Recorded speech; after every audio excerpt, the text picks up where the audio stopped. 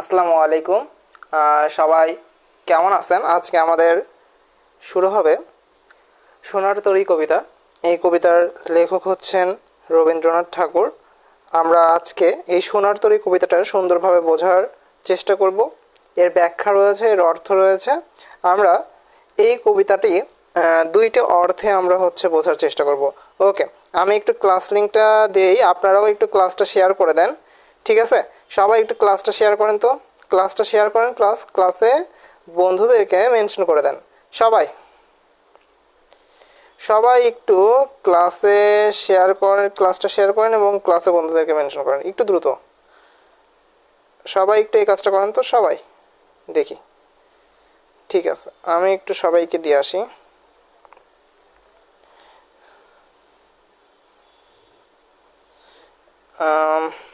ওকে, আপনারা যারা ক্লাসে জয়েন করতেছেন বারবার বলতেছি যে একটু ক্লাসটা শেয়ার করবেন আর বন্ধুদেরকে মেনশন করে দিবেন। প্রয়োজনে আপনার টাইম লাইনে শেয়ার করতে পারেন। ঠিক আছে, ওকে, ঠিক আছে, আমরা ক্লাস শুরু করব। আমাদের ফার্স্টে একটু খেয়াল করবেন, আমাদের এই সোনার তরী কবিতায় আমরা ফার্স্টে পড়বো হচ্ছে কবি পরিচিতি, এরপরে আমরা পড়বো হচ্ছে এই কবিতার ব্যাখ্যা, এবং লাস্টে গিয়ে আমরা পড়বো হচ্ছে পাঠ পরিচিতি। ঠিক আছে, তো প্রত্যেকটা জিনিস আমরা ভালোভাবে বুঝিয়ে দেবো, আপনার এটা নিয়ে টেনশন করতে হবে না। আর একটু ক্লাসটা শেষ পর্যন্ত থাকতে হবে, যারা জয়েন করতেছেন তারা ক্লাসে একটু শেষ পর্যন্ত থাকবেন। ঠিক আছে, ক্লাসটা আমার অনেক আগেই শুরু হওয়ার কথা ছিল, বাট একটু দেরি হলো কোনো একটা কারণে, পরে বলতেছি। ওকে, তাহলে আমরা আসেন, আমরা ক্লাসটা শুরু করতেছি। সব কিছু দেখা যাচ্ছে তো ক্লিয়ারলি? ওকে, আশা করি সব কিছু ক্লিয়ারলি দেখা যাচ্ছে। ঠিক আছে, ওয়ালাইকুম আসসালাম। ওকে, আসেন আমরা কবি পরিচিতিটা ফার্স্টে পড়বো। হ্যাঁ, কবি পরিচিতিটা আমাদের এই কবি পরিচিতি খুব ইম্পর্টেন্ট। এখন বিষয় হচ্ছে ভাই, আমি প্রথম দিন থেকে বলতেছি আপনাদেরকে যে আপনাদের কিন্তু মানে এমসিকিউতে, হ্যাঁ, মাঝে মধ্যে দেখা যায় যে কি করে, একজন কবির হচ্ছে জন্মসাল অথবা মৃত্যুসাল চলে আসে। সো প্রত্যেকটা কবির আমরা জন্মসাল এবং মৃত্যুসাল খুব ভালোভাবে মুখস্থ করব। ঠিক আছে, প্রত্যেকটা কবির। ওকে, তো আসেন, আমি মেনশন করে দিয়েছি, আপনারাও একটু বন্ধুদেরকে মেনশন করে দেন। ঠিক আছে, একটু কষ্ট করেন না কেন, একটু বন্ধুদেরকে মেনশন করে দেন, এবং আপনাদের যে সকল স্টাডি গ্রুপ আছে সেই স্টাডি গ্রুপগুলোতে একটু লিঙ্কটা দিয়ে দেন, তাই তো হয়ে যায়। হ্যাঁ, ক্লাস লিঙ্কটা একটু দিয়ে দেন, তাই হয়ে যায়। ওকে, তো আসেন আমরা ক্লাস শুরু করি। আমাদের এইখানটা আমরা একটু খেয়াল করেন যে ফার্স্টে কি লেখা আছে, অসামান্য প্রতিভার অধিকারী বিশ্বকবি রবীন্দ্রনাথ ঠাকুর আধুনিক বাংলা কবিতার প্রাণপুরুষ। তাইলে দেখেন ফার্স্টে লেখা আছে বিশ্বকবি রবীন্দ্রনাথ ঠাকুর কি ছিলেন? আধুনিক বাংলা কবিতার প্রাণপুরুষ ছিলেন। তিনি 1861 খ্রিস্টাব্দের 7ই মে ভারতের কলকাতায় জন্মগ্রহণ করেন। কোথায় জন্মগ্রহণ করেন? ভারতের কলকাতায়। এর থেকে বেশি ইম্পর্টেন্ট হচ্ছে তিনি কত সালে জন্মগ্রহণ করেন? 1861 সালের 7ই মে। ওকে, এরপরে দেখেন লেখা আছে তার সাহিত্য সাধনার একটি বৃহৎকাল বাংলা সাহিত্যের রবীন্দ্র যুগ নামে পরিচিত। কি নামে পরিচিত? রবীন্দ্র যুগ নামে পরিচিত। মানব ধর্মের জয় ও সৌন্দর্য তৃষ্ণা রোমান্টিক এই কবির কবিতার মূল সুর। কবিতা ছাড়াও ছোট গল্প, উপন্যাস, নাটক, প্রবন্ধ, ভ্রমণ কাহিনী ও সঙ্গীত রচনায় রবীন্দ্রনাথ কালজয়ী প্রতিভার স্বাক্ষর রেখেছেন। তিনি ছিলেন অনন্য চিত্রশিল্পী। আমাদের এখানে আরো কিছু কথা আছে, আমাদের এটা লাগবে না। এরপর একটু খেয়াল করেন, নিজে প্রাতিষ্ঠানিক শিক্ষা গ্রহণে নিরুৎসাহী হলেও, মানে তিনি হচ্ছে প্রাতিষ্ঠানিক শিক্ষা পছন্দ করতেন না।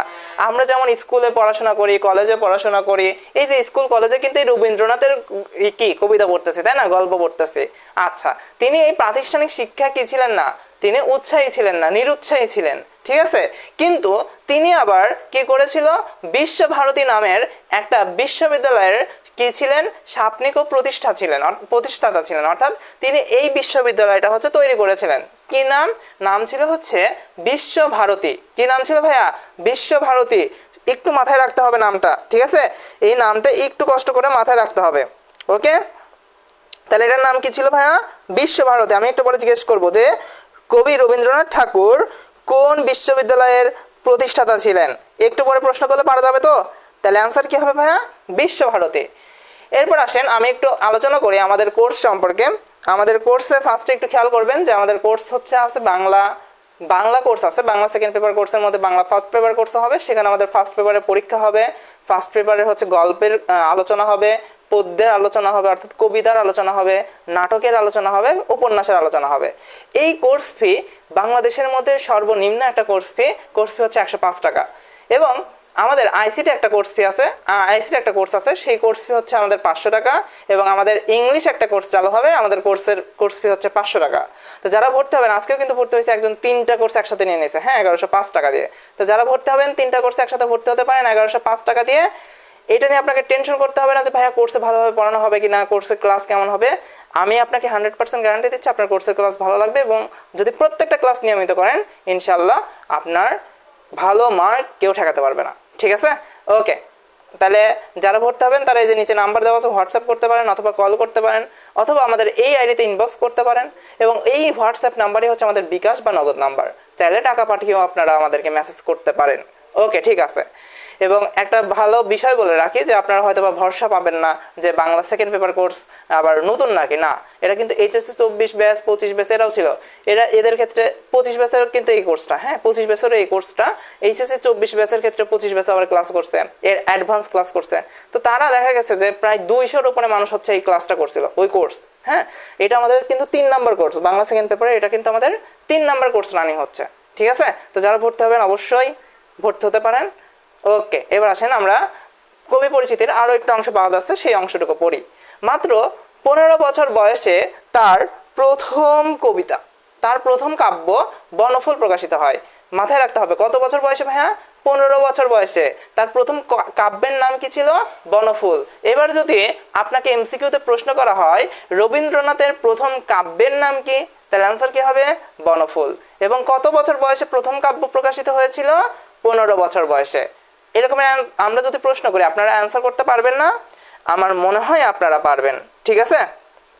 আচ্ছা, এরপরে দেখেন লেখা আছে যে গীতাঞ্জলি এবং অন্যান্য কাব্যের কবিতার সমন্বয়ে স্ব-অনুদিত সং অফারেন্স গ্রন্থের জন্য 1913 খ্রিস্টাব্দে তিনি প্রথম এশীয় হিসেবে কি পান?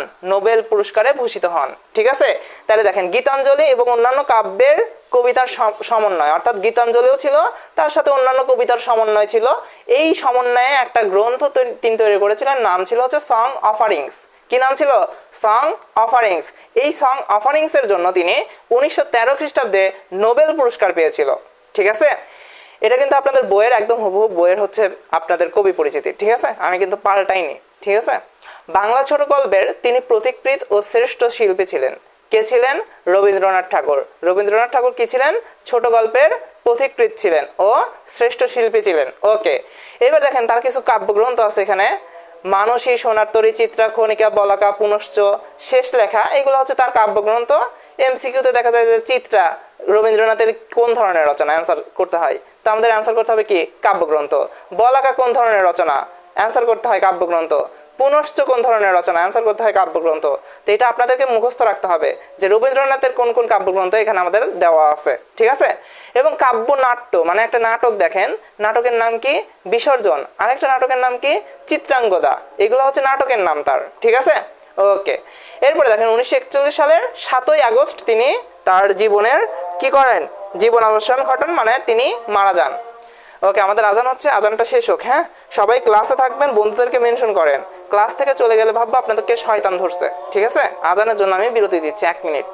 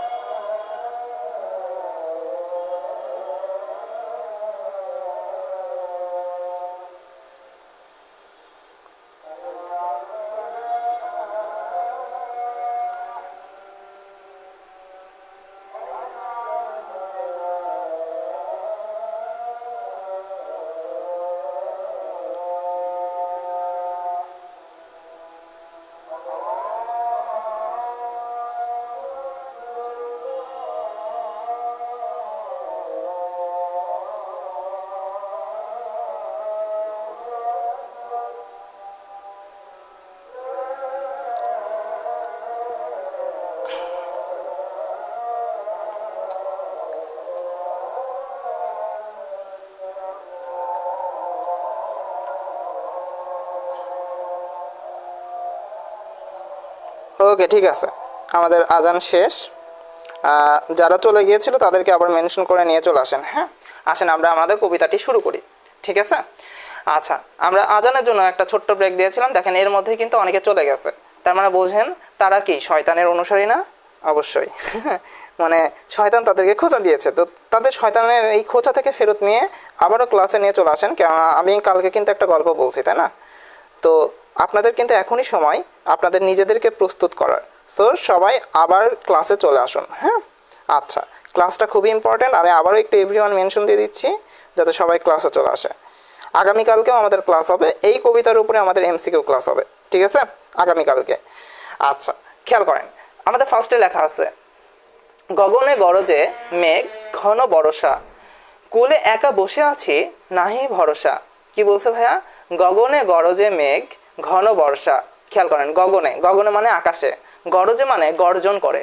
দেখবেন আকাশে মাঝে মধ্যে মেঘ গর্জন করে না? এখন আপনারা এই বিষয়টা বেশি উপলব্ধি করতে পারতেছেন, কেননা এখনই বর্ষাকাল, তাই না? এই বর্ষাকালে দেখবেন আকাশে মাঝে মধ্যেই কি করে, আমাদের মেঘগুলা গর্জন করে, তাই না? গর্জন করে ওঠে, তাই না?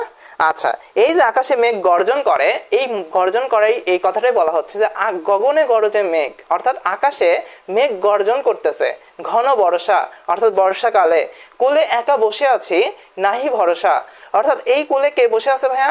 এই কুলে বসে আছে হচ্ছে আমাদের এই যে কবিতার লেখক, বা এখানে আমরা দেখবো যে কবিতার লেখক হচ্ছে, তিনি সাচ্ছেন হচ্ছে কৃষক। হ্যাঁ, কি সাচ্ছে? কৃষক সাচ্ছে। এই কৃষক হচ্ছে কুলের পাড়ে বসে আছে, কোনো ভরসা নেই। নাহি ভরসা মানে কি? কোনো ভরসা নেই। রাশি রাশি ভাড়া ভাড়া ধান কাটা হলো সারা। রাশি রাশি ভাড়া ভাড়া ধান কাটা হলো সারা। রাশি রাশি ভাড়া ভাড়া মানে কি ভাইয়া? রাশি রাশি মানে দেখেন এখানে লেখা আছে প্রচুর বা অনেক। ভাড়া ভাড়া মানে কি? ভাড়া মানে হচ্ছে ধান রাখার পাত্র, আর ভাড়া ভাড়া মানে হচ্ছে এই যে ধান রাখার যত পাত্র আছে সকল পাত্রের সমষ্টিকে বোঝাচ্ছে। ঠিক আছে, ধরেন এখানে 4-5টা পাত্র আছে ধান রাখার, ওই 4-5টা পাত্রের সমষ্টিকে কি বলা হচ্ছে?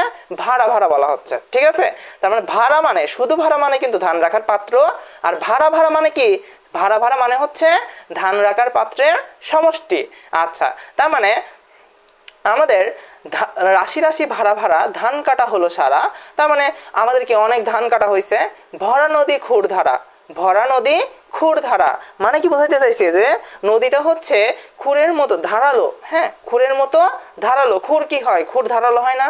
খুর তো চেনেন আপনারা, এই যে ছেলেরা যখন হচ্ছে সেলুনে যায়, হ্যাঁ, দেখবেন খুর দিয়ে হচ্ছে দাড়ির শেপ করে দিচ্ছে। হ্যাঁ, তো এই যে খুর দেখে হচ্ছে অনেকে ভয় পায়, ছোট ছোট ছেলেমেয়েরা। হ্যাঁ, তো এই যে খুর, খুর মানে কি? খুর হচ্ছে ওই যে বললাম যে খুর চিনালাম, তার খুর কি? খুরের ধার আছে না? তার মানে খুরের মতো ধারা কি? নদী, ভরা নদী। ভরা নদী কিরকমের? খুরের মতো ধারালো। ঠিক আছে, আচ্ছা, এরপরে খেয়াল করেন, এরপরে কি বলছে দেখেন, খরপরশা। খরপরশা মানে কি? খরপরশা মানে হচ্ছে এই যে স্রোত, নদীর যে স্রোতটা, সেটা যেন ধারালো বর্ষার মতো, ধারালো বর্ষার মতো। বর্ষা কিন্তু এখানে, বর্ষা মানে কিন্তু এই বর্ষাকাল না, এই যে বর্ষা বানান দেখেন, ধারালো বর্ষা। বর্ষা চেনেন আপনারা? বর্ষা তো চেনার কথা। মাছ মানে দেখবেন হচ্ছে ধারালো খুর, মানে ওটা হচ্ছে কিরসের মতো লম্বা দেখবেন। হ্যাঁ, লম্বা হচ্ছে বর্ষা, বর্ষা বর্ষা বলো এটাকে। হ্যাঁ, মাছ মারে। হ্যাঁ, বর্ষা চেনার কথা আর কি, বর্ষাটা চেনার কথা। ওইটা হচ্ছে ধারালো হয়। হ্যাঁ, ওই ধারালো বর্ষার মতো। ঠিক আছে, স্রোত যেন ধারালো বর্ষার মতো। আচ্ছা, কবিতা কি মুখস্থ করলে ভালো হবে? কবিতা মুখস্থ করার দরকার নেই, এটা আপনার ছোটবেলায় নাই। কবিতাটাকে আপনাকে বুঝতে হবে, ব্যাখ্যা জানতে হবে। এখন সৃজনশীলের যুগ, কবিতার হুবহু লাইন আসে না। হ্যাঁ, হয়তো বা ক নম্বরে আসতে পারে যে এই লাইনের মানে ফার্স্ট লাইনের পরের লাইনটা কি, এটা আসতে পারে সর্বোচ্চ, তাছাড়া বেশি কিছু আসবে না। তা আপনার ফার্স্ট লাইনের পরের লাইন এমনি মুখস্থ হয়ে যাবে, যে গগনে গরজে মেঘ ঘন বর্ষা, কুলে একা বসে আছি নাহি বর্ষা। এই কুলে একা বসে আছি নাহি বর্ষা, এটা হচ্ছে আমাদের দ্বিতীয় লাইন। ঠিক আছে, তো এটা আপনাদের এমনি মুখস্থ হয়ে যাবে, তখন আপনারা বারবার পড়বেন বা বই পাবেন। ঠিক আছে, তো কবিতা মুখস্থ করা লাগবে না। কবিতার হচ্ছে এই যে অর্থগুলো আছে বা এর রূপে অর্থটা কি বোঝাচ্ছে সেটা আমরা মুখস্থ করব। ঠিক আছে, বা সেটা আমাদের হচ্ছে জানতে হবে, যাতে আমরা সৃজনশীলের অ্যান্সার করতে পারি, কয়ের অ্যান্সার করতে পারি, ক্ষয়ের অ্যান্সার করতে পারি। ঠিক আছে, আচ্ছা, দেখেন ব্যাখ্যা আমাদের এখানে দেওয়া আছে, অর্থাৎ এই যে লাইনটা পড়লাম, এই যে লাইনটা পড়ছি, তার আবার ব্যাখ্যাও আমাদের এখানে দেওয়া আছে। ব্যাখ্যাটা কি দেখেন, বর্ষাকালে আকাশে মেঘ গর্জন করছে, একজন কৃষক কুলে একা বসে আছেন প্রচুর ফসল নিয়ে, কিন্তু ভরসা পাচ্ছেন না যে মাঝি আসবে কিনা, কিংবা তার ফসলগুলো নৌকা তুলে দিতে পারবেন কিনা। এবং ভাবার্থ মানে ভাবের অর্থটা কি দেখেন, কবি রবীন্দ্রনাথ ঠাকুর সারা জীবন ধরে অনেক কিছু লিখে গিয়েছেন, এখন তার জীবনের প্রায় শেষ সময় চলে এসেছে।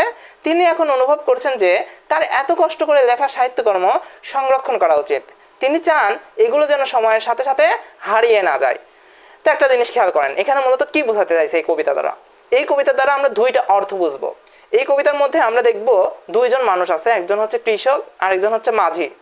এবং কৃষক হচ্ছে ধরেন হচ্ছে একটা নদীর পাশে কি করতেছিল, ধান কাটতেছিল। তো তার ধান কাটা শেষ, এই বর্ষাকালে যদি ধান কাটতে যায় আকাশে মেঘ লাগে না ভাইয়া? আকাশে তো মেঘ থাকার কথা, বর্ষাকালে তো সবসময় দেখা যায় মাঝে মধ্যে মেঘ চলে আসে। তো তিনি নদীর পাড়ে একটা জায়গায়, মানে চারদিকে নদী, তিনি মাঝখানে ওই খেতে কি করতেছিল, ধান কাটতেছিল। এই যে ধান কাটতেছিল, ধান কাটতে কাটতে তিনি লক্ষ্য করলেন যে আকাশে মেঘ জমেছে এবং মেঘগুলো গর্জন করতেছে। মেঘ গর্জন করা মানে কি, বিদ্যুৎ চমকায় মেঘ গর্জন করে, আপনারা তো শুনছেন তাই না? তা এই যে মেঘ গর্জন করতেছে, তো তখন কবি ভাবতেছে বসে বসে, মানে ওই কৃষক ভাবতেছে বসে বসে যে আমি তো কুলে একা একা, আমার সাথে তো আর কেউ নেই, আমি একা একা বসে রয়েছে, আমার তো কোনো ভরসা নেই। অর্থাৎ এই মাঝি আসবে কিনা, এই মেঘ দেখে তো মাঝিরা ধরে নেয় যে মেঘ হলে পরে বা ঝড় আসলে পরে কিন্তু মাঝিরা সাধারণত নৌকা চালায় না, তাই না? তো এই যে এই বৃষ্টির মধ্যে বা এই যে ঝড়ের মধ্যে এই মেঘ গর্জন করতেছে, এর মধ্যে কোনো মাঝি আসবে কিনা এর তিনি ভরসা পাচ্ছেন না। ঠিক আছে, এই জায়গার তিনি কি পাচ্ছেন না, কোনো ধরনের ভরসা পাচ্ছেন না। এখন যেহেতু তিনি ভরসা পাচ্ছেন না, তার তো এখন এই যে ধান কাটা হয়েছে, তিনি যদি এখন ওইখানে থেকে যান, দেখা যাবে ওই জমিটা কি হয়ে যাবে, ডুবে যাবে বা প্লাবিত হয়ে যাবে। এই যে যদি ওই জমি ডুবে যায় তাহলে কবিও মারা যেতে পারেন, মানে ওই কৃষকও মারা যেতে পারেন। কবির অর্থে তো আমরা কৃষক পড়তেছি তাই না? তো ওই কৃষকও মারা যেতে পারেন এবং দেখা যেতে পারে কি তার এই যে ধান কাটা, এত কষ্ট করে ধান কাটা, এই ধানগুলোও নষ্ট হয়ে যাবে। ঠিক আছে, তো আমরা এটুকু দেখছি। এখন এইটা মূলত কোন অর্থে প্রকাশ করছে?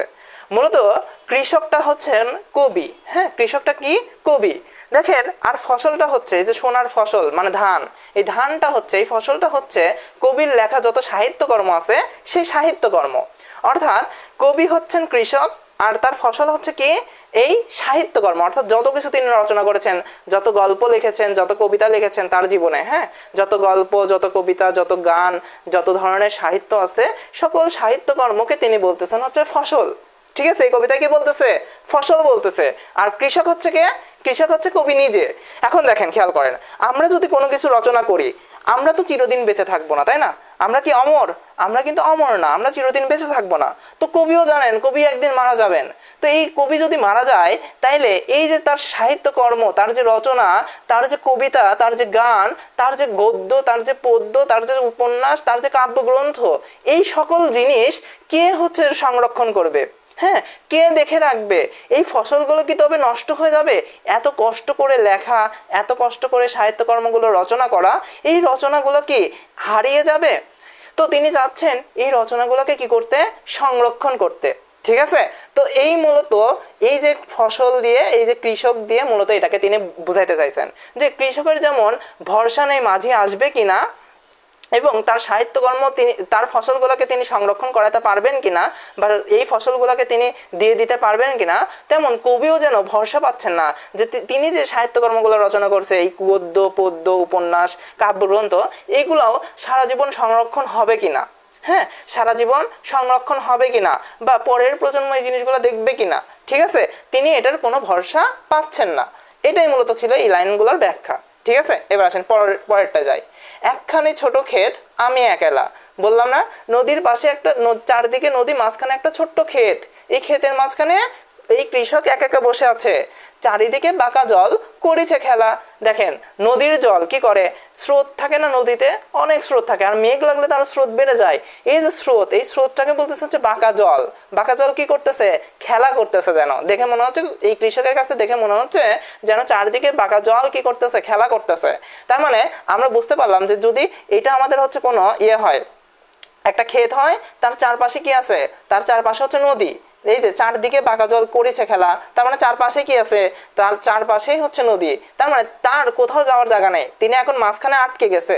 এখন তার কাছে যদি একটা জন মাঝি না আসে, সে কি, সে কিন্তু ওই পারে যেতে পারবে না, তাই না? আচ্ছা, পরপারে দেখি আঁকা, এই পরপারে দেখি আঁকা বলতে নদীর ওপারকেও বোঝাচ্ছে, আবার কবির জীবন থেকে যদি নেওয়া যায়, এই পরপার বলতে কিন্তু জীবনের ওই পারও বোঝাচ্ছে, মানে পরকালকে বোঝাচ্ছে। ঠিক আছে, তরু ছায়া মসি মাখা, তরু ছায়া মসি মাখা, দেখেন পরপারে দেখে আঁকা তরু ছায়া মসি মাখা। আচ্ছা, এখন একটু খেয়াল করেন যে পরপার বলতে কি নদীর ওপার, আর ভাবার্থে হচ্ছে আমরা দেখবো যে হচ্ছে মূলত বোঝাচ্ছে হচ্ছে কি আমাদের পরকালকে বোঝাচ্ছে, ঠিক আছে। আচ্ছা, তরু ছায়া মসি মাখা। এবার খেয়াল করেন, এরপরে দেখেন লেখা আছে গ্রামখানি মেঘে ঢাকা। গ্রামটা কিসে ঢেকে গেছে? মেঘে ঢেকে গেছে। এরপরে দেখেন লেখা আছে যে প্রভাত বেলা। প্রভাত বেলা মানে কি? সকালবেলায় তিনি কাটতে গিয়েছিলেন, কিন্তু ওই সময় কি চলে আসছে? ভোরবেলা তিনি হচ্ছে ধান কাটতে গেছেন যেন মেঘ টেক যাতে না লাগে, তিনি এই অবস্থায় গেছেন, কিন্তু যাই দেখে কি এখন মেঘ চলে আসছে, ঠিক আছে, মেঘে ঢেকে গেছে। এই প্রভাত বেলা মানে সকালবেলা, ভোরবেলায় মেঘে ঢেকে গেছে। এই পানিতে ছোট ক্ষেত আমি একেলা। আবারও কবি বলতেছেন যে নদীর এই যে মাঝখানে একটা ক্ষেত, এই ক্ষেতে আমি একলাই অবস্থান করতেছি, অন্য কেউ নেই। আর কি নদীর ওই পারে কি তার গ্রাম, ঠিক আছে। আচ্ছা, এটার ব্যাখ্যা একটু দেখি। যে ব্যাখ্যাটা বলছে পৃথিবীতে সবাই একাই আসে আবার একাই চলে যেতে হয়, তাই কিনা ভাইয়া? দেখেন এই যে নদীর মাঝখানে একটা ছোট্ট ক্ষেতে কৃষক একা একা বসে আছে, তো এখান থেকে আমরা কি শিক্ষা নিচ্ছি? দেখেন কৃষক কিন্তু একা, তার সাথে আর কেউ নেই। তার মানে আমরা জন্মগ্রহণ করেছিলাম একা একা, আমরা পৃথিবীতে আসছি একা একা, আমরা আবার মারাও যাব কিন্তু একা একা, তাই না? আমাদের যখন আমরা মারা যাব, আমাদেরকে যখন রেখে আসবে, আমরা কিন্তু ওই পরপারে কিন্তু একা একাই থাকতে হবে, তাই কিনা? সময়ের দ্রুতগামিতা কবিকে চিন্তিত করে ফেলেছে যে এই সময়ের অতল গহ্বরে তিনি এবং তার সাহিত্যকর্ম হারিয়ে যাবে কিনা। অর্থাৎ সময় যে হারে যাচ্ছে, একটু খেয়াল করেন তো, আপনার সময়ের দিকে একটু খেয়াল করেন। আপনি কয়দিন আগেই না ক্লাস 2-তে পড়তেন, ক্লাস 3-তে পড়তেন, ক্লাস 5-এ পড়তেন, আজ কিন্তু আপনি কিসে পড়েন? ইন্টারে পড়েন, অর্থাৎ ক্লাস 11-এ পড়েন, কেউ ক্লাস 12-এ পড়েন, অর্থাৎ দেখা যাচ্ছে আপনারা এইচএসসি দিবেন আর কয়দিন পরে। তার মানে দেখেন আপনার সময়টা কি যেন দ্রুত ভাবে চলে যাচ্ছে। এখন এই সময়ের মধ্যে ধরেন আপনি কিছু গল্প রচনা করেছেন, কিছু কবিতা রচনা করেছেন, সেই কবিতাগুলো এখন আপনি চাচ্ছেন সংরক্ষণ করতে, কিন্তু আপনি যদি মারা যান, এই কবিতা এই গল্প সংরক্ষণ করবে কে? তো কবিও এই কথা বলছে যে সময় যে দ্রুত যাচ্ছে, এই সময়ের দ্রুততায় যে আমার সাহিত্যকর্ম টিকে থাকবে কিনা, আমার সাহিত্যকর্ম হারিয়ে যাবে কিনা, সেই যে বিষয়টা নিয়ে তিনি কি হয়ে গেছেন? চিন্তিত হয়ে গেছেন, ঠিক আছে। তিনি ভাবছেন হয়তো মৃত্যুর পরের জীবনটা গাছের ছায়া ও মেঘে ঢাকার মতো অনেক সুন্দর। অর্থাৎ মৃত্যুর পরে একটা মানুষের মৃত্যু হলে পরে তিনি ভাবতেছেন যেন জীবনটা অনেক সুন্দর হয়ে যাবে। হ্যাঁ, মানে তিনি হচ্ছে সুখে থাকবেন, স্বর্গে থাকবেন যেটাকে বলা হয়, হ্যাঁ, স্বর্গে থাকা, জান্নাতে থাকা। এই যে তিনি ভাবতেছেন যেন মৃত্যুর পরে তিনি হচ্ছে জান্নাতে চলে যাবেন বা স্বর্গে চলে যাবেন, বা স্বর্গের মতো যেন জীবনটা হবে। তিনি নিজেকে এই পৃথিবীতে বা চিন্তার জগতে খুব একা মনে করছেন। অর্থাৎ মৃত্যুর আগে এই যে তিনি হচ্ছে কৃষক দিয়ে যে একটা উদাহরণ দিচ্ছেন, যে কৃষক যেমন হচ্ছে নদীর একটা ছোট্ট ক্ষেতে একা একা বসে আছে, ঠিক সেম ভাবে তিনিও যেন এখন এই যে তার সাহিত্যকর্ম রচনা করার পরে নিজেকে তিনি একা একা মনে করতেছে। দেখেন একজন মানুষ, হ্যাঁ, জীবনে সবকিছু মানে রচনা করে, কিন্তু দিন শেষে কি হয়? সে যখন বুড়া হয়ে যায় বা হয়ে যায়, তখন তার একটাই চিন্তা মাথার মধ্যে ঘোর খায়, তাই না? ঘোরপাক খায় যে কখন মারা যাব, কখন ওই পারে চলে যাব, এখন তার আমার বাঁচার সময় নেই বা আমার সময়টা চলে গেছে। এখন আমি যা কিছু রচনা করছি, আমি যা কিছু করছি, এই জিনিসটা কিন্তু আমাকে কি করতে হবে? সংরক্ষণ করার দায়িত্ব দিয়ে যেতে হবে, কাউকে না কাউকে এই সংরক্ষণ করতে হবে, তাই না? তো এই যে বিষয়টা, ধরেন আপনি একটা বাড়ি করছেন, হ্যাঁ, আপনি নাই যে কোনো একজন মানুষ, ধরেন একজন মানুষ হচ্ছে কি করছে? বাড়ি করছে। এখন সেই লোক হচ্ছে বুড়া হয়ে গেছে, বুড়াকালে হচ্ছে সে মানে এখন ভাবতেছে যে এই বাড়ির দায়িত্ব আমি কাকে দিব?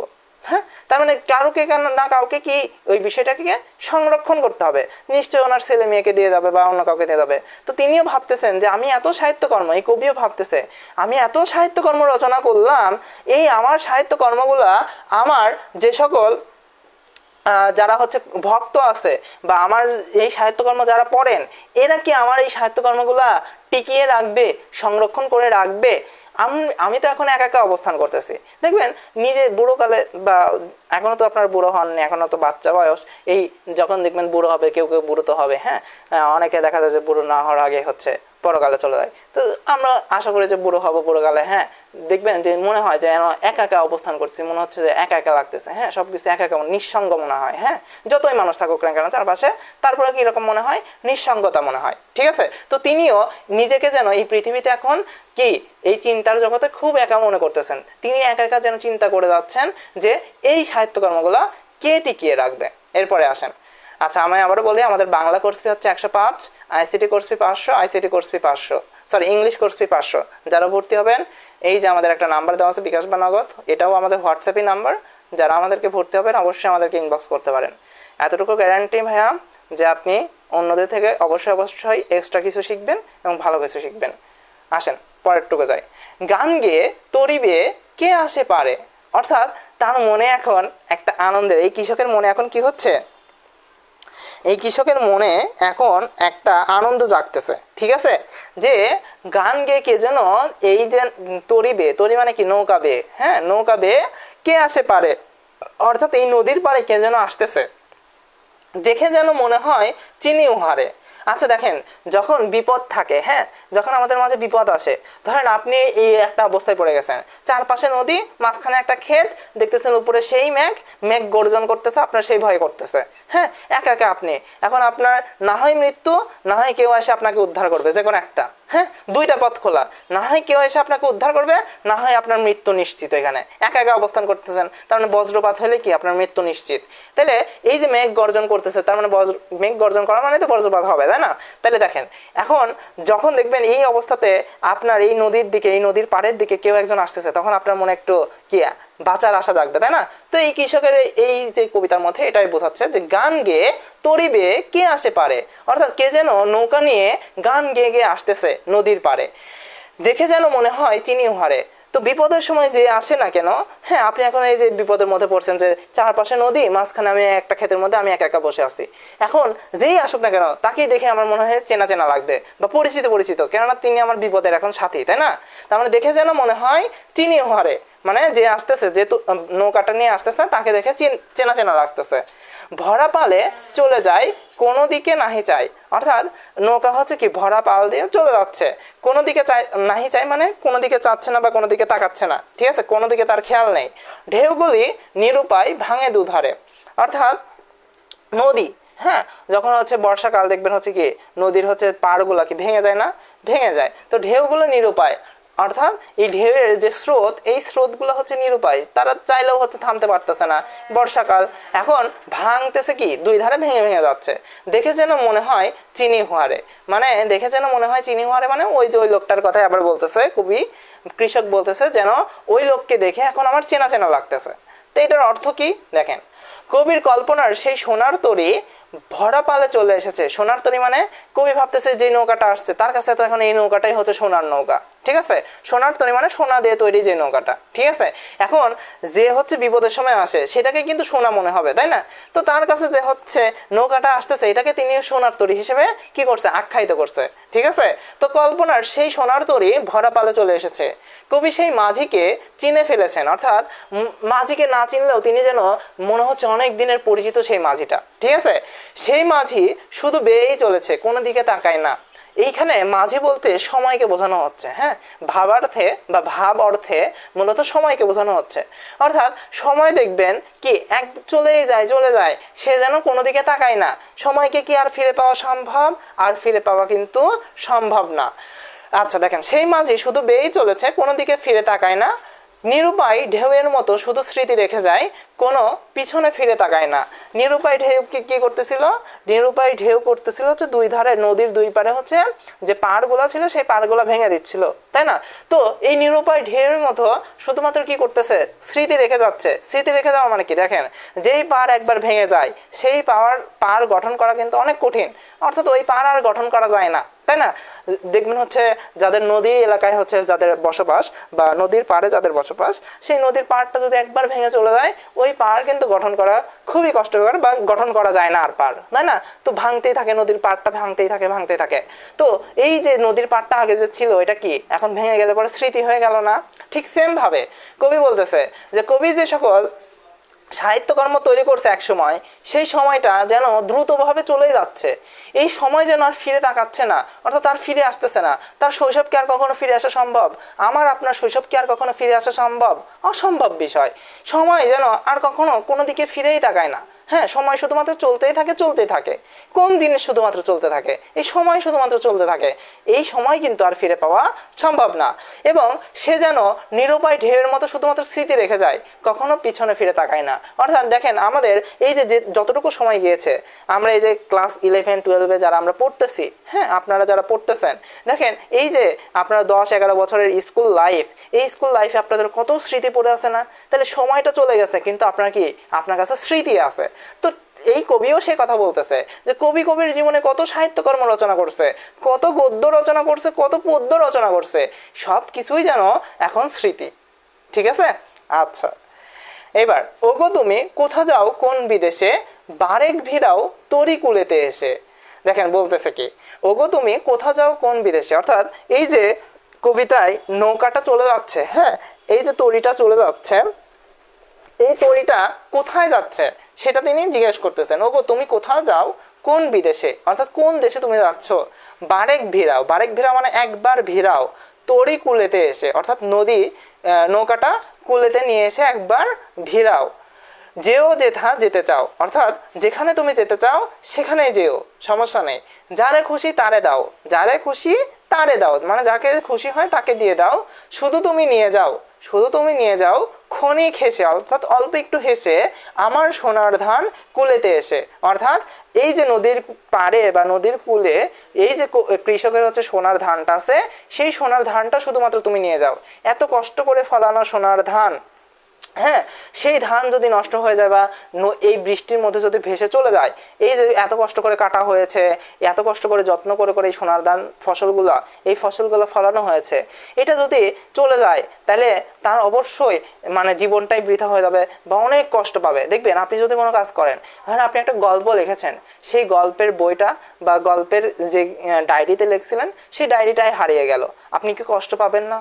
অনেক কষ্ট করে লিখছিলেন না গল্পটা, একটা কবিতায় লিখছেন, একটা গানই লিখছেন, বা যে কোনো কিছুই লেখেন না কেন, তাহলে অনেক কষ্ট পাবেন না? তো এই কথাই বলছে যে তুমি যেখানে যাওয়ার যাও, হ্যাঁ, ওই মাঝিকে বলতেছে তুমি যেখানে যাওয়ার যাও, কিন্তু তুমি শুধুমাত্র একটু হেসে আমার এই যে সোনার ধানগুলো আছে, সেই সোনার ধানগুলো হচ্ছে একটু কোলেতে এসে নিয়ে যাও। ঠিক আছে? আচ্ছা, দেখেন এটা মূলত কি বোঝাতে চাইছে। কবি মাঝিকে জিজ্ঞাসা করেছেন যে কোথায় যাওয়া হচ্ছে, অনুরোধ করেছেন যেন একবারের জন্য হলেও কবির তীরে এসে নৌকা একটুখানি থামায়।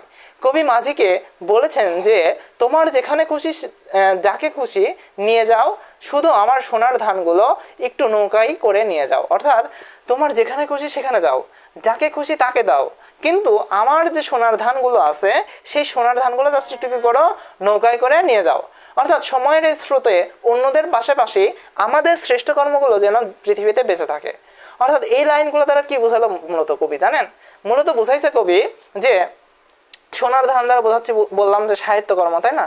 তো আর মাঝি দ্বারা বোঝাচ্ছে যে সময় বা মহাকাল। তো দেখেন এই যে সময় তো চলে যাচ্ছে, সময় চলে যাক, সমস্যা নাই, তুমি এই সময় যেখানে খুশি সেখানে যাও, সমস্যা নাই, কিন্তু এই যে আমার সোনার ধান, আমার যে সাহিত্যকর্ম, এইটা জাস্ট একটু একটা নৌকায় করে, একটা তরিতে করে আমার নিয়ে যাও। অর্থাৎ এটাকে সংরক্ষণ করো, যেন পরবর্তী প্রজন্ম আমার এই সাহিত্যকর্মগুলো পড়তে পারে, আমার এই সাহিত্যকর্মগুলো যাতে তারা পায়, এটা যাতে সংরক্ষণ করে রাখে তারা।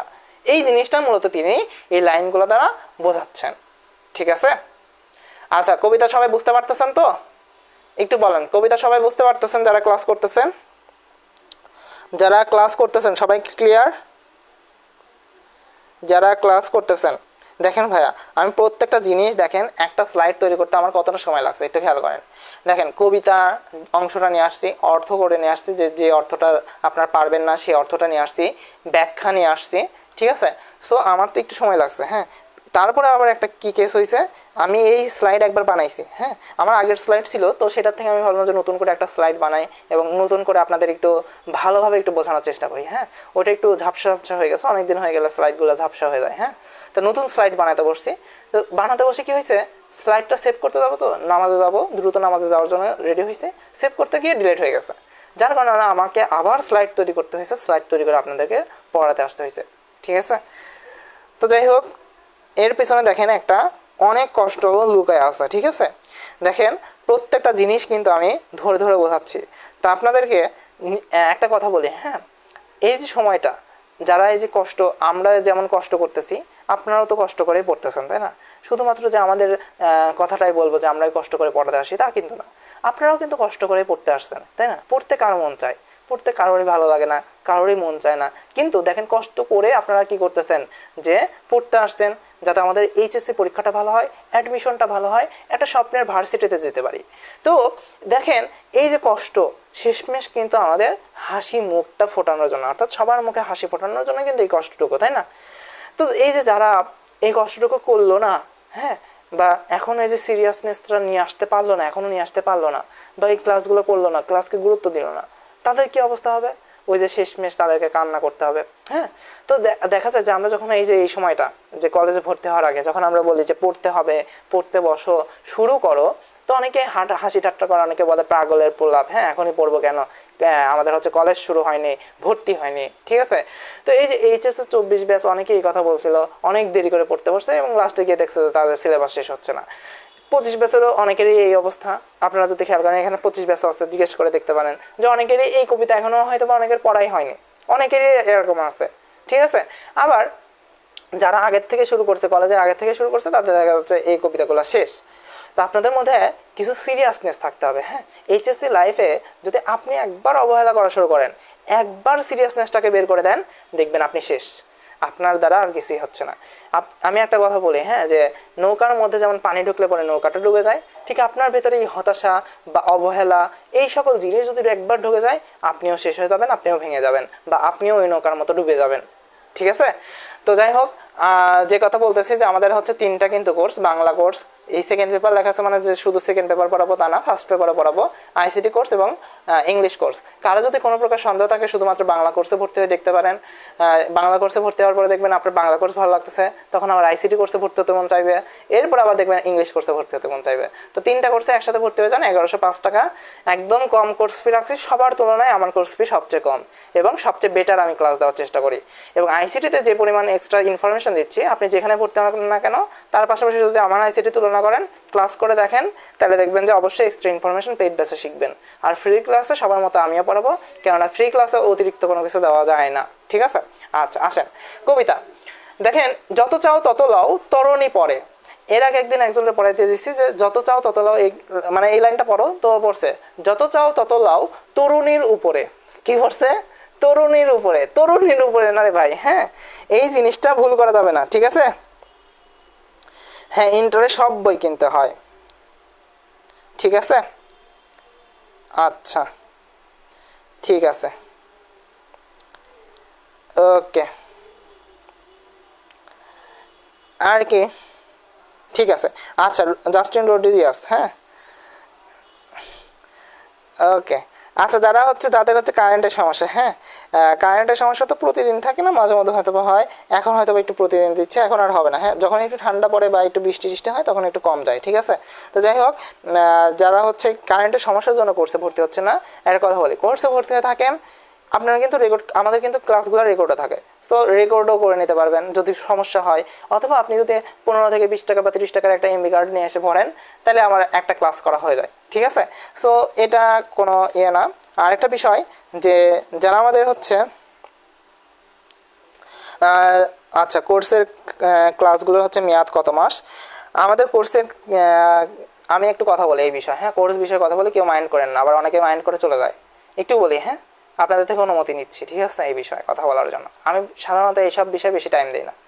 বিষয় হচ্ছে কোর্সটা হচ্ছে আমাদের প্রায় 3 থেকে 4 মাস লাইভ ক্লাস লাগে। আমরা যতটুকু এইচএসসি 24-25 ব্যাচ তো আমরা আগে পড়াইছি, তাই না? তো আমাদের একটা অভিজ্ঞতা আছে, আমরা জানি যে কত মাস লাগবে ভালোভাবে পড়াতে। এবং আপনারা যদি যারা পেইড ব্যাচ আছে একটু যদি জিজ্ঞেস করে দেখেন যে মূলত আমরা কিভাবে পড়াই, আমরা কিন্তু প্রত্যেকটা জিনিস ব্যাখ্যা করতেছি, আবার পরীক্ষা নিচ্ছি, হ্যাঁ, একটা টপিক ওয়াইজ শেষ হচ্ছে, টপিক শেষ হবে, পরীক্ষা, ঠিক আছে?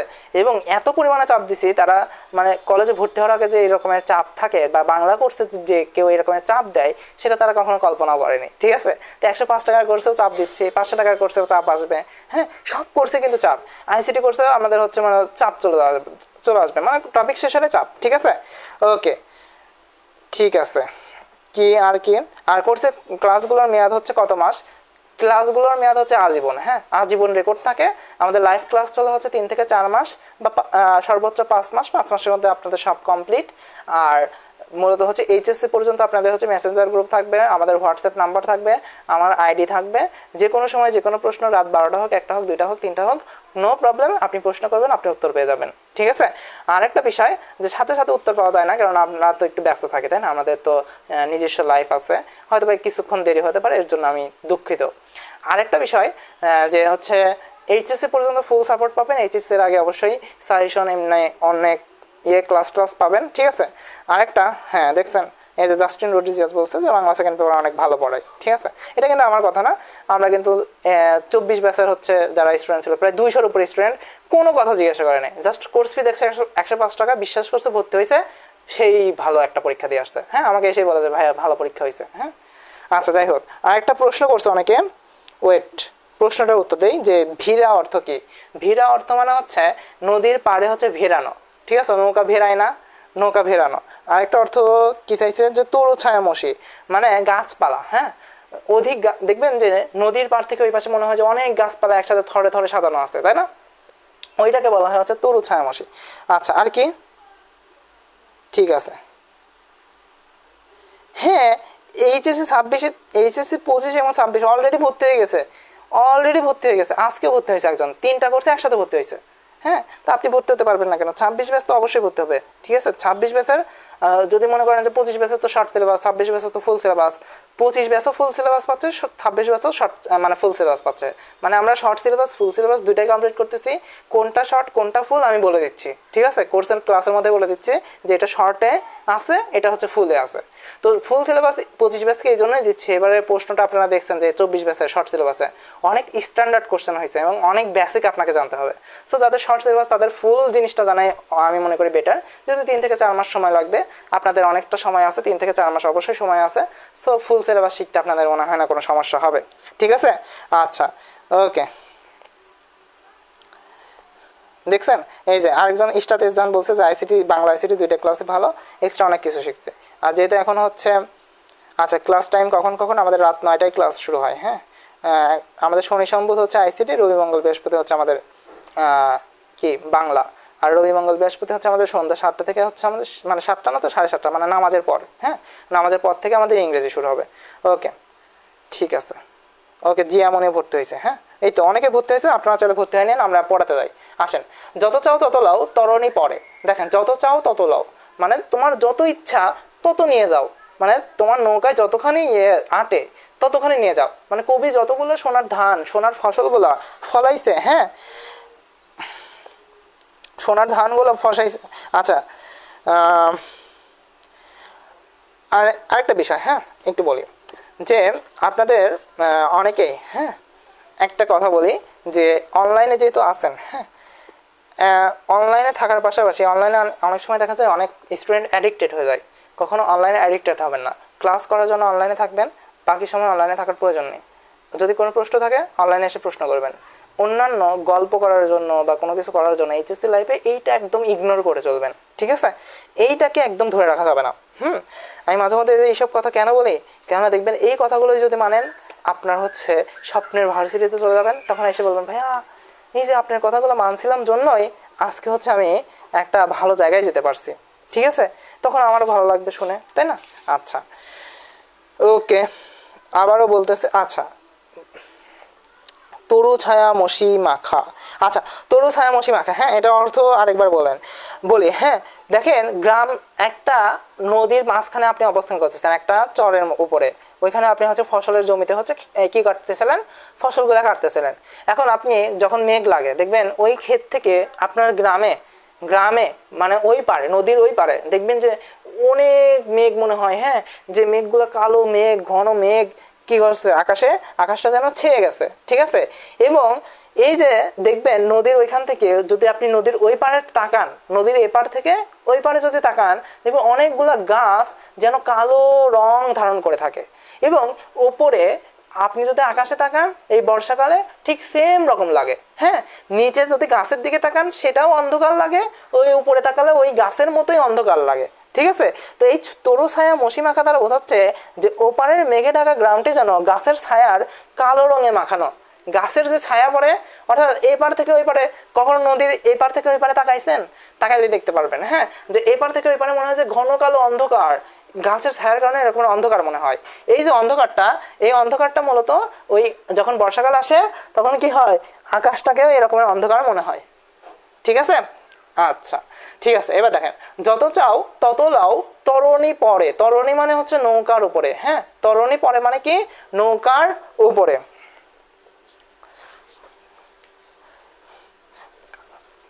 আচ্ছা, তরণী পড়ে মানে কি, তরণী পড়ে মানে হচ্ছে নৌকার উপরে। ঠিক আছে, আর আছে আর নাই দিয়েছি ভোরে।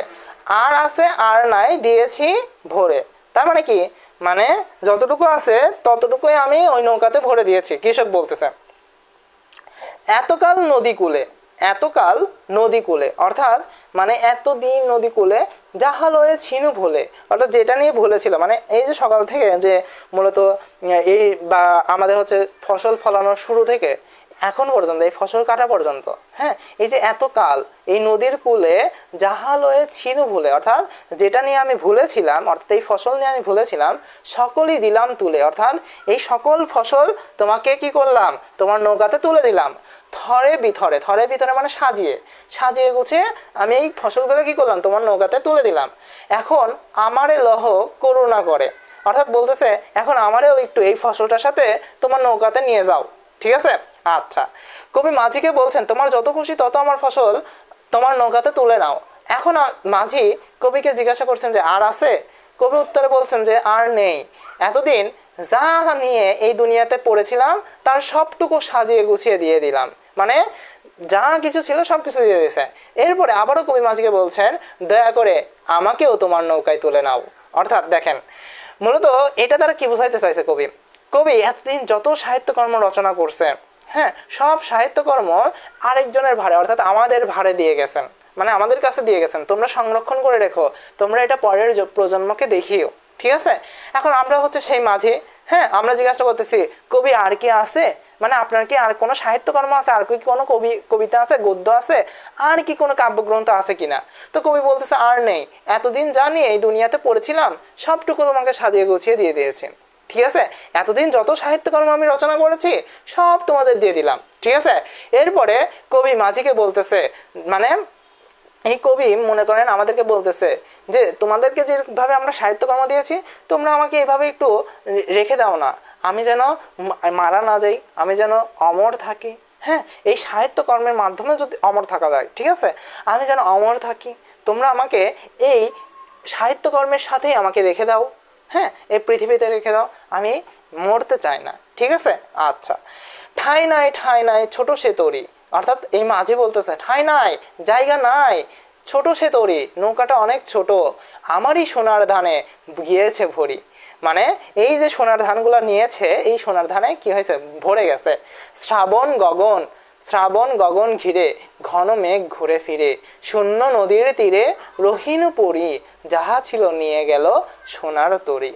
শ্রাবণ গগন ঘিরে মানে শ্রাবণের এই আকাশ ঘিরে আছে ঘন মেঘ ঘুরে ফিরে, অর্থাৎ আকাশের মেঘ ঘুরতেছে ফিরতেছে শূন্য নদীর তীরে, অর্থাৎ এই নদীর তীরে, এই নদীর এই পারে কেউ তো নাই, আমি এই শূন্য নদীর তীরে একা একা বসে আছে রহিনুপুরি, অর্থাৎ আমি একা একা পড়ে রইলাম, যাহা ছিল নিয়ে গেল সোনার তরি, অর্থাৎ যত ফসল ছিল, যত সাহিত্যকর্ম ছিল, এই ফসলটাই তো সাহিত্যকর্ম, তাই না? ফসলের আরেকটা রূপ কবি কি বুঝাইছে, সাহিত্যকর্ম। এই যে ফসল ছিল এই ফসলগুলা কে নিয়ে গেল, সোনার তরি নিয়ে গেল, মানে সময় হচ্ছে এই সাহিত্যকর্ম নিয়ে গেল, কিন্তু কে পড়ে রইল, এই কবি পড়ে রইল।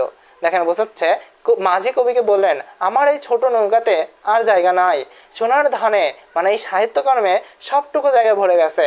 তারপর সেই মাঝি তার নৌকা নিয়ে চলে গেল, আর কৃষক তার ফসল নৌকায় ভাসিয়ে দিয়ে সেই নদীর তীরে একা পড়ে রইল। এর দ্বারা কি বোঝাচ্ছে জানেন, মূলত আমরা আমাদের জীবনে যত কষ্ট করি, দেখেন আমরা কষ্ট করি, কি করি, কষ্ট করে হচ্ছে টাকা ইনকাম করি, বাড়ি ঘর করি, ব্যাংক ব্যালেন্স করি, সব কিছু কিন্তু পড়ে থাকে। তো কবিও এভাবে হচ্ছে সাহিত্য কর্ম রচনা করেছেন, গদ্য লিখেছেন, পদ্য লিখেছেন, উপন্যাস লিখেছেন, কাব্যগ্রন্থ লিখেছেন। এই যে প্রত্যেকটা জিনিস কি পড়ে থাকলো, কিন্তু কবিকে কি কিন্তু কেউ রেখে দিল না। কবির এই সাহিত্য কর্মগুলো সবাই রেখে দিল, সময় এই সাহিত্য কর্মগুলোকে কে করলো, রেখে দিল, কিন্তু সময় কিন্তু কবিকে স্থিরভাবে এই পৃথিবীতে রাখতে পারলো না। কবি কিন্তু একদিন এই পৃথিবীর মায়া ত্যাগই করলো। অর্থাৎ কবি একাই ছিলেন, কিন্তু কবির যত কিছু ছিল সব কিছু কি সবাই ভোগ করতেছে, সবাই দেখতেছে, সব সাহিত্যকর্ম সবাই উপভোগ করতেছে, কিন্তু কবি কি এই একাই থেকে গেলেন। অর্থাৎ কবি এসেছিলেন একা, কবি চলেও গেলেন একা, আজীবন থাকবে না একা। ঠিক আছে, তার মানে আমাদের জীবন দিয়ে আমরা একটু বুঝে নেই যে আমরা এই যে টাকা ব্যাংক ব্যালেন্স করি, হ্যাঁ এই ব্যাংক ব্যালেন্স থেকে যাবে, এই ঘর বাড়ি থেকে যাবে, কিন্তু আমরা কি চলে যাবো একা, তাই না? তার মানে আমাদের এই সব কিছু, এই সাহিত্যকর্ম, আমাদের সাহিত্যকর্ম কি, এই যে ব্যাংক ব্যালেন্স, ঘর বাড়ি, তাই না, এই যে গাড়ি ঘোড়া, তাই না, তার মানে এই যে জিনিসগুলা, এই জিনিসগুলো থেকে যাবে, কিন্তু আপনি কি এই পৃথিবীতে সারা জীবন থাকতে পারবেন? থাকতে পারবেন না। আপনাকে কি কেউ এই সারা জীবন এই ব্যাংক ব্যালেন্স এই ঘর বাড়িতে রেখে দেবে, এই গাড়িতে রেখে দেবে? কখনোই না। আপনাকে কিন্তু নিয়ে গিয়ে কি করবে, ওই একা নয় কবরে রেখে আসবে, আর হিন্দুদের প্রথা অনুযায়ী হচ্ছে হয়তো বা কি পুড়িয়ে ফেলবে, তাই না? তার মানে আপনাকে কিন্তু কেউ রেখে দিবে না, আপনি যে একা ছিলেন সেই একাই থেকে গেলেন। এই কবিতা দ্বারা আমরা এটা বুঝলাম। ওকে, ঠিক আছে, এবার আসেন আমরা একটু পাঠ পরিচিতি পড়বো, খুবই ইম্পর্টেন্ট, খুবই ইম্পর্টেন্ট, কেউ চলে যাবে না, পাঠ পরিচিতিটা খুবই ইম্পর্টেন্ট এবং এখানেও আমাদের কিছু জিনিস জানার আছে। ঠিক আছে, দেখেন বলছে সোনার তরী রবীন্দ্রনাথ ঠাকুরের সোনার তরী কাব্যগ্রন্থের নাম কবিতা। কি কবিতা? নাম কবিতা। ঠিক আছে, শতাধিক বছর ধরে অর্থাৎ 100 বছরের উপরে এই কবিতা বিপুল আলোচনা ও নানামুখী ব্যাখ্যায় নতুন নতুন তাৎপর্যে অভিষিক্ত, মানে অনেক ধরনের তাৎপর্য চলে আসছে। দেখেন আমি কিন্তু কয়েকভাবে এই জিনিসটাকে ব্যাখ্যা করছি, তাই না? একবার কৃষক মাঝি দিয়ে ব্যাখ্যা করলাম, আবার দেখেন তার কবি এবং কবির সাহিত্যকর্ম দিয়ে জিনিসটাকে ব্যাখ্যা করলাম, আবার দেখেন আমি আমার জীবন বা আপনার জীবন দিয়েও কিন্তু জিনিসটাকে ব্যাখ্যা করছি। এরকমের এই কবিতাটাকে নানাভাবে ব্যাখ্যা করা গেছে। ঠিক আছে, অনেক উপায়ে ব্যাখ্যা করা গেছে। একই সঙ্গে কবিতাটি দৃঢ় রহস্য ও শ্রেষ্ঠত্বের স্মারক, অর্থাৎ এটা একটা শ্রেষ্ঠত্ব কবিতা বলতে পারি আমরা। হ্যাঁ, আচ্ছা, মহৎ সাহিত্যের একটা বিশেষ গুণ হলো কালে কালে নতুন দৃষ্টিভঙ্গি ও বিবেচনার আলোকে তার শ্রেষ্ঠত্ব নিরূপিত হতে থাকে। অর্থাৎ আমাদের যে এখন বর্তমানের যে আমরা কিন্তু এখন কেউ কবিতা লিখতে চাই না, কেউ গল্প লিখতে চাই না, বা সাহিত্যকর্ম রচনা করি না। আমরা এখন কি করি? আমরা এখন ব্যাংক ব্যালেন্স করি, বাড়ি ঘর তৈরি করি, গাড়ি বাড়ি তৈরি করি। এই যে জিনিসটা দেখেন কালে কালে জিনিসটা চেঞ্জ হয়েছে। আগে মানুষ কি করতো? কবিতা লিখতো, গান লিখতো, রচনা করতো, কিন্তু এখন এই জিনিসটা কমে আসছে। এখন সবাই ঘর বাড়ি করার পেছনে ছুটে, তাই না? তো এই যে কালে কালে যে জিনিসটা রূপান্তরিত হচ্ছে এবং ওই কবিতাটা যে কালের রূপে কবিতার অর্থটাও যে পাল্টে যাচ্ছে, সেটা মূলত কি আমাদের হচ্ছে শ্রেষ্ঠত্বতার মানে হচ্ছে রূপ দেয়, মানে শ্রেষ্ঠত্ব প্রকাশ করে। ঠিক আছে, মানে একটা কবিতা ওই কালেও যেরকম একটা অর্থ দিত, এই কালেও যেন একটা নতুন অর্থ দিচ্ছে। ঠিক আছে, এই জন্য এটাকে কি শ্রেষ্ঠত্বের কি দেয়, আমাদের রূপ দিতে পারি।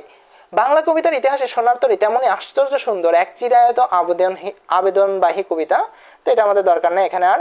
কবিতাটিতে দেখা যায় চারপাশের প্রবল স্রোতের মধ্যে জেগে থাকা দ্বীপের মধ্যে ছোট একটি ধান খেতে উৎপন্ন সোনার ধানের সম্ভার নিয়ে অপেক্ষারত নিঃসঙ্গ এক কৃষক। অর্থাৎ একটা কৃষক ছোট্ট একটা খেতে, ধান খেতে, চারপাশে নদী বইছে, এই নদী বহমান হচ্ছে, নদীর মাঝখানে একটা ছোট্ট খেতে তিনি কি করতেছে, তার ধানগুলা নিয়ে অপেক্ষা করতেছেন।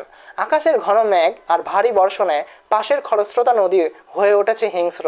অর্থাৎ দেখবেন নদীগুলা যদি অনেক হচ্ছে বৃষ্টি হয়, অনেক ঝড় ওঠে, তখন দেখবেন নদীগুলো কিন্তু হিংস্রতার রূপ নেয়।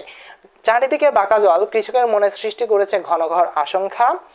এরকম এক পরিস্থিতিতে ওই খরস্রোতা নদীতে একটি ভরাপাল সোনার নৌকার নিয়ে বেয়ে আসা এক মাঝিকে দেখা যায় এবং তখন কবি খুশি হন বা কৃষক খুশি হন। উৎকণ্ঠিত কৃষক নৌকা কুলে ভিড়িয়ে তার উৎপাদিত সোনার ধান নিয়ে যাওয়ার জন্য মাঝিকে সকাতরে মিনতি জানালে ওই সোনার ধানের সম্ভার নৌকায় তুলে নিয়ে মাঝি চলে যায়। ছোট নৌকা বলে স্থান সংকুলন হয় না কৃষকের, অর্থাৎ কৃষক আর নৌকাতে উঠতে পারে না, কৃষক একাই থেকে যায়। শূন্য নদীর তীরে আশাহত কৃষকের বেদনা গুমড়ে মরে এই কবিতায় নিবিড়ভাবে মিশে আছে কবির জীবন দর্শন। অর্থাৎ কবির জীবনকেই এই কবিতার মাঝখানে তুলে ধরছেন। মহাকালের স্রোতে জীবন যৌবন ভেসে যায়, কিন্তু বেঁচে থাকে মানুষের সৃষ্ট সোনার ফসল। অর্থাৎ মানুষের জীবন যৌবন সবই এক সময় শেষ হয়ে যায়, কিন্তু মানুষ যেটা তৈরি করে রেখে যায় বা মানুষের যে ভালো কাজ, পুণ্য কাজ, পাপের কাজ, সবকিছুই কিন্তু এই এই দুনিয়ায় থেকে যায়, তাই না? আচ্ছা, তো এই যে মানুষ যেটা করে সব কিছু কিন্তু এই দুনিয়ায় কি থাকে, থেকে যায়। এখন তার ব্যক্তিসত্ত্বা শারীরিক অস্তিত্বকে নিশ্চিত ভাবে হতে হয় মহাকালের নিষ্ঠুর কালগ্রাসের শিকার। অর্থাৎ এই যে ব্যক্তিসত্ত্বা মানে আমরা মানুষ, আমরা কিন্তু একসময় মারা যাব। শারীরিক অস্তিত্ব অর্থাৎ আমাদের শারীরিক অস্তিত্ব একসময় চলে যাবে, ঠিক আছে? মহাকালের নিষ্ঠুর কালগ্রাসের শিকার মানে মহাকাল মানে একসময় দেখা যায় যে আমরা সবাই কি মৃত্যুবরণ করব, ঠিক আছে? এই কথাটাই বোঝাতে চাইছে। সোনার তরী মাত্রাবৃত্ত ছন্দে রচিত। কি ছন্দে রচিত? খুব ইম্পর্টেন্ট, এমসিকিউতে আসতে পারে। সোনার তরী কোন ছন্দে রচিত? মাত্রাবৃত্ত ছন্দে রচিত। এমসিকিউতে আসলে কালকে যেন আমরা এমসিকিউ করবো তখন যেন অ্যান্সার করতে পারি। এর অধিকাংশ পঙ্ক্তি 8+5 মাত্রার পূর্ণ পর্বে বিন্যস্ত। প্রবল স্রোত কি? আচ্ছা, প্রবল স্রোত হচ্ছে ওই যে বললাম যে নদীর দেখবে যে হিংস্রতার রূপ নেই, স্রোত যখন হচ্ছে প্রবল আকার ধারণ করে, স্রোত যখন অনেক জোরে জোরে যায়, হ্যাঁ, ঢেউগুলো যখন জোরে জোরে দেয় ওইটা হচ্ছে প্রবল স্রোত। আর হচ্ছে তরণী কি? ওই যে বললাম তরণী জিনিসটা এর আগেই তো বললাম, হ্যাঁ। দেখেন ওই যে তরণী, এই যে তরণী পরে, হ্যাঁ, তরণী ওই যে বললাম তরুণী অনেকে বলে, হ্যাঁ, তরুণী মানে না, তরণী মানে হচ্ছে নৌকা, আর পরে মানে হচ্ছে উপরে, হ্যাঁ, তরণী পরে মানে নৌকার উপরে, ঠিক আছে? আচ্ছা, আর কোনো প্রশ্ন? আচ্ছা, দেখেন এখানে বলছে সোনার তরী মাত্রাবৃত্ত ছন্দে রচিত, এর অধিকাংশ পঙ্ক্তি হচ্ছে 8+5 মাত্রার পূর্ণ পর্বে বিন্যস্ত। দেখেন 8+5 মাত্রা বলা হয়েছে। এবার এটা একটু আমি প্রমাণ দেই যে ভাই কিভাবে 8+5 মাত্রা হয়। দেখেন চলেন 8+5 মাত্রার একটা প্রমাণ দিয়ে আসি, চলেন। দেখেন এখানে হচ্ছে মূলত এটা দুইটা লাইন আমাদের একসাথে হয়ে গেছে, ও এটা আমি একটু ঠিক করে দিই, ঠিক আছে? এটা আর একটা লাইন, হ্যাঁ, ওকে। এখানে হচ্ছে কাটা সারা, আচ্ছা ঠিক আছে, এরকম কিছু একটা হবে, হ্যাঁ। যাই হোক আমি মোটামুটি একটু সাজালাম, হ্যাঁ, ঠিক আছে। 8+5 মাত্রা একটু খেয়াল করেন, 8+5 মাত্রা, ঠিক আছে? আমি একটু দেখে নেই যে ঠিকঠাক আছে কিনা। ওকে, ঠিক আছে। এবার একটু খেয়াল করেন, দেখেন 8+5 মাত্রা কেমন। দেখেন এটা হচ্ছে এখানে মোট 3টা মাত্রা আছে, অর্থাৎ 3টা হচ্ছে অক্ষর আছে, 1 2 3, 3টা আছে না? 3টা আছে। আবার দেখেন 3টা আছে, 3 3 6, আর এখানে 2টা আছে, কয়টা হলো? 8টা অক্ষর। কয়টা হয়েছে? 8টা অক্ষর। এটাকে বলা হচ্ছে 8টা মাত্রা, হ্যাঁ। এই প্রত্যেকটা অক্ষরকে কি বলা হচ্ছে? মাত্রা বলা হচ্ছে। তাহলে এখানে কয়টা মাত্রা আছে? 8টা। এবার 8+5 মাত্রা বলছি, এবার দেখেন 5 মাত্রা, এই একটা এই দুইটা, তাহলে এখানে 2 মাত্রা আর এইখানে 3 মাত্রা, বড় সা, তাহলে এখানে হচ্ছে 3 মাত্রা, তাহলে ঘন বড়সা, এখানে মোট 5 মাত্রা। তার মানে এইখানে 8টা মাত্রা, এখানে 5টা মাত্রা, এই মোট 8+5 মাত্রার বেশিরভাগ পঙ্ক্তি হচ্ছে বা বেশিরভাগ লাইনই হচ্ছে আমাদের কি 8+5 মাত্রার, ঠিক আছে? কয় মাত্রার? 8+5 মাত্রার। যদি 8+5 না হয় তার মানে 8 মাত্রা আছে, নয়তো 5 মাত্রার আছে। একটু খেয়াল করেন, এখানে দেখেন 8টা মাত্রা, এই যে র তালে বস, কয়টা অক্ষর সেটা গুনবেন, 1টা 2টা 3টা 4টা 5টা 6টা 7টা 8টা, এই যে 8টা মাত্রা। আবার এখানে দেখেন 5টা, 1 2 3 4 5, তার মানে প্রত্যেকটা লাইন আমাদের 8+5 মাত্রার, ঠিক আছে? অর্থাৎ 9 8টা আছে, 9 5টা আছে, 9 8+5 মাত্রা আছে, এক লাইনে 2টা আছে, ঠিক আছে? বুঝাইতে পারছি? তাহলে সোনার তরী কবিতা বলেন, সোনার তরী কবিতা কত কোন সরি, সোনার তরী কবিতা কোন ছন্দে রচিত? কোন ছন্দে রচিত বলেন, সবাই আনসার করেন। সোনার তরী কবিতা কোন ছন্দে রচিত? ঠিক আছে, সোনার তরী কবিতা কোন ছন্দে রচিত? সোনার তরী কবিতা কোন ছন্দে রচিত?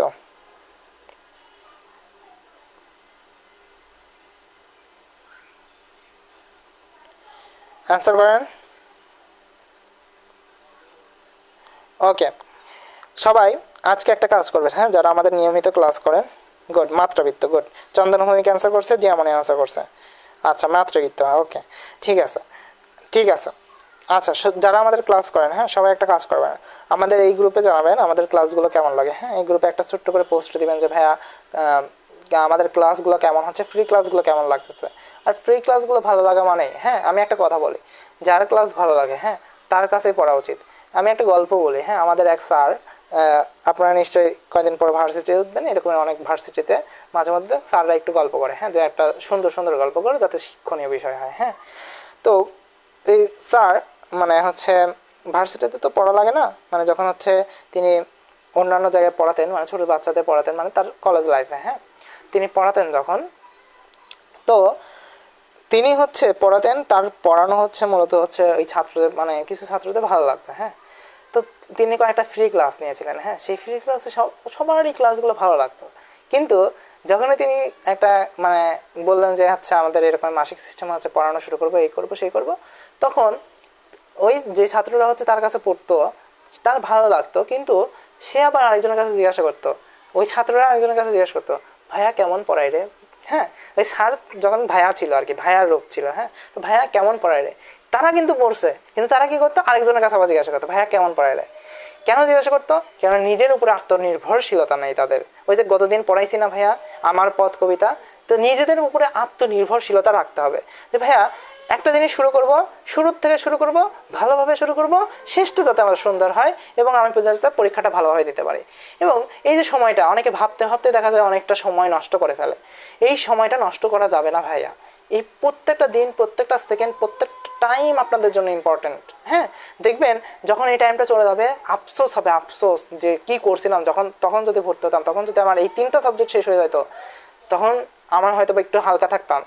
এই কয়েকদিন পরেই তো দেখতে পারবেন, বা এখনই হয়তো বা দেখতে পাচ্ছেন যে চাপ, যে বইয়ের যে মোটা মোটা বই আপনাদের গ্রুপ সাবজেক্টের, এই বইগুলো শেষ করা কিন্তু কঠিন একটা বিষয় এই এইচএসসি লাইফে।